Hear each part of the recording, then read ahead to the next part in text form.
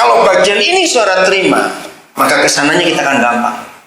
Karena saya mau katakan, justru dalam agama kemunafikan itu luar biasa terjadi. Menutupi diri dengan semua. Tanggal 17 kemarin, pas minggu ini, itu pertemuan kedua, kami ada kelompok anak Tuhan, tidak pakai nama lembaga. Kita akan buat petisi kepada pemerintah, kita akan buat sesuatu, judulnya kelompok ini namanya Corruption Kills. Kelompok yang menyatakan bahwa korupsi itu pembunuh besar. Pertemuan pertama kami di Bali tanggal 10 November, pertemuan kedua kemarin ini tanggal 17 Januari, dan kami akan berlanjut terus. Saya bersyukur yang di Bali pertemuan hanya 16 orang. Kemarin hanya 11 orang. Nah, mereka minta saya untuk memberikan masukan-masukan dari segi firman Tuhan. Dan salah satu orang, dia anak Tuhan, tapi dia bukan pendeta. Saya kaget. Dia bawa data. Ternyata lembaga gereja itu lembaga terkorup di Indonesia ini. Lalu pihak pajak, ini tolong sampaikan pada semua orang. Mulai bulan Januari 2010, pihak perpajakan akan masuk ke dalam gereja yang diperkirakan asetnya sudah 20 miliar ke atas. Ketika disampaikan, saya bilang setuju. Jadi mereka berkata gini, kami tidak akan memajaki gereja, tapi kami akan tarik pajak kepada semua pengerja gereja yang terima gaji. Saya bilang, saya setuju. Lalu orang itu berkata, bapak harus tahu, karena satu ibu saja dari Manado yang ikut. Ternyata gereja itu pusatnya money laundering yang terhebat. Wih, ngeri sekali. Saudara, kita bersyukur kalau pemerintah ini. Jadi kalau kita mau bicara korupsi, mulai dari gereja dulu. Saya bilang setuju kerjakan itu. Maka itu saudara, kalau Tuhan itu bekerja ini sungguh luar biasa. Ini waktunya ketika Yesus pernah marah di bait suci, dia jungkir balikkan semua pedagang itu. Ini waktunya, karena begitu banyak orang jahat bersembunyi di balik pelayanan. Yang kita harus mau merubah itu. Ngerti sekarang? Jadi kalau sampai dia berfirman, aku mengasihi Yakub tapi membenci Esau, kita nggak bisa ngajari. Lanjut ayat 14. Jika demikian, apakah yang hendak kita katakan? Apakah Tuhan tidak adil? Jawabannya apa? Yang mustahil itu artinya apa?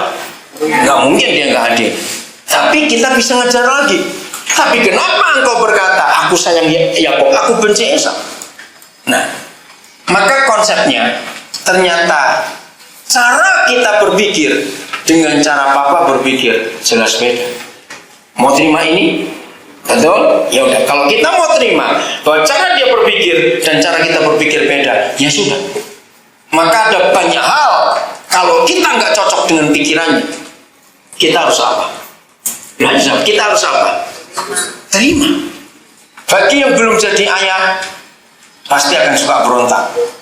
Kalau minta ini, padahal tahu papanya punya tapi nggak dikasih. Ngerti maksud saya? Pasti berontak. Tapi kalau besok saudara jadi ayah dan saudara punya anak, kenapa dulu papaku minta ini nggak boleh, padahal aku tahu dia punya? Nah seperti itu. Sampai kita jadi dewasa, kita bisa ngerti pikiran papa kita. Kita kan tahu, oh itu dia. Maka kesimpulannya, kalau kita sering berkata Tuhan tidak adil, berarti kita masih anak-anak. Kita selalu menuduh dia tidak adil. Maka itu Paulus berkata, apa yang kita mau katakan? Apakah dia tidak adil? Mustahil. Ayat 15. Sebab ia berfirman kepada Musa, aku akan menaruh belas kasihan kepada siapa aku mau menaruh belas kasihan, dan aku akan bermurah hati kepada siapa aku mau bermurah hati. Betul tidak? Saya ambil contoh begini. Kemarin hari Jumat kami ngurus visa, saya dengan Pak Ido, waktu saya dan Nabire ke kedutaan Belanda. Nah, terus ketemu dengan orang-orang yang sudah 3 kali ngurus, ditolak terus, minta banyak persyaratan, selalu begitu. Memang biasanya begitu. Kami sudah lengkap semua persyaratan, masih ada yang kurang. Nah, kalau kurang saya harus telepon ke Belanda karena itu pihak sponsor. Lalu tadi pagi sponsor jawabnya, ini kedutaan Sinting, apalagi yang diminta ini. Nah, terus saya berkata kepada dia, itu hak mereka. Ngerti? Saudara pernah belajar kata sovereignty, kedaulatan Tuhan. Nah itu dia. Lalu saya bicara pada orang itu hari Jumat itu, jangan lagi ibu, ada orang di kedutaan Amerika itu sudah 6 kali ngurus, tetap ditolak, berarti 6 juta hilang saudara. Karena 1 kali maju itu 1 juta, nggak dapat visa, uangnya nggak balik.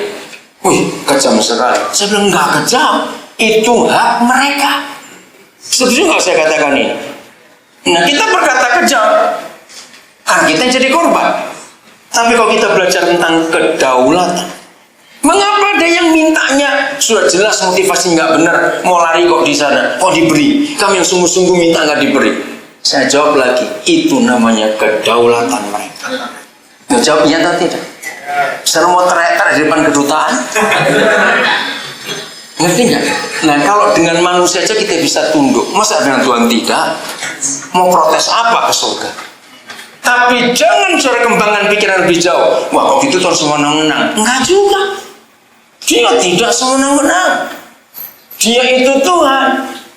Oh terima kasih, diambilin fridge. Dia itu Tuhan.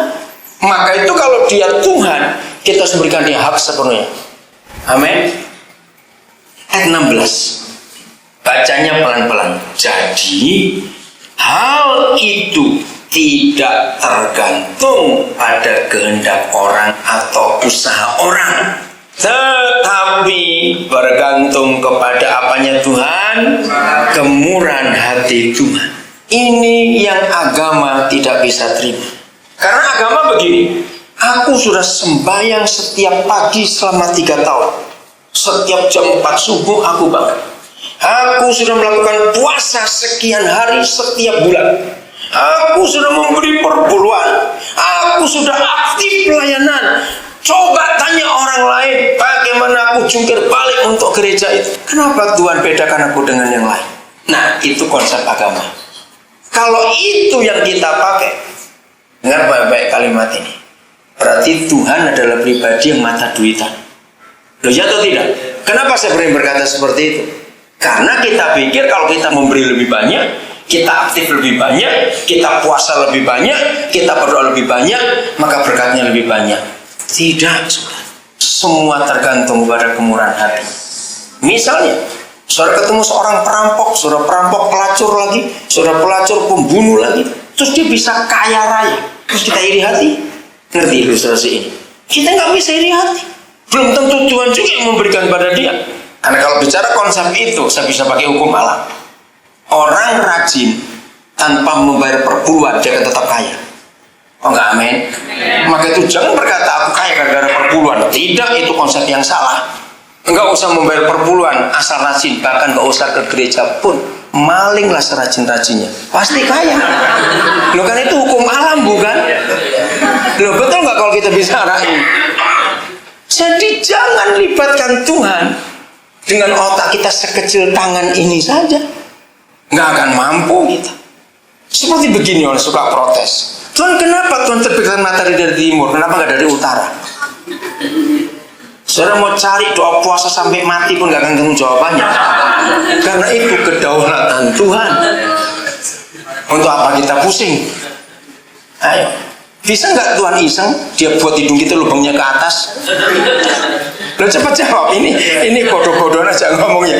Bisa nggak? Bisa. Kalau dia mau. Kenapa tidak? Nah, ini yang kita mau belajar. Jadi hal itu tidak tergantung pada kehendak orang atau usaha orang. Seringkali gereja panik dengan ayat yang Yesus pernah katakan, tapi yang jenis ini nggak bisa diusir kalau tidak dengan apa dan apa. Masih ingat itu? Doa dan puasa. Nah, ayat itu seringkali kita salah gunakan. Kalau Tuhan Yesus berfirman seperti itu, bukan berarti makin banyak sembahyang, makin banyak puasa, terus kita sakti. Enggak, itu dukun namanya. Jadi ayat itu berkata jenis ini tidak bisa diusir dengan doa dan puasa, kecuali dengan doa dan puasa. Itu artinya kamu menyendiri dulu. Kalau saudara dalam istilah perang, ini namanya konsolidasi. Susun strategi dulu. Kenali dulu musuhmu. Dalam doa dan puasa